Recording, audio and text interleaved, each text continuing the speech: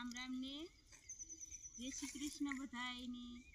આજે જો આપણે નીંદવા મીંડ્યા સીવી, જેને દાડિયા જોતા હોય એક કોમેન્ટ કરીને કહેજો। 3 દાડિયા આવશે, 1 2 અને 3 કેટલા દાડિયા આવશે?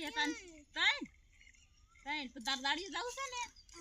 દાડી હું લેશો?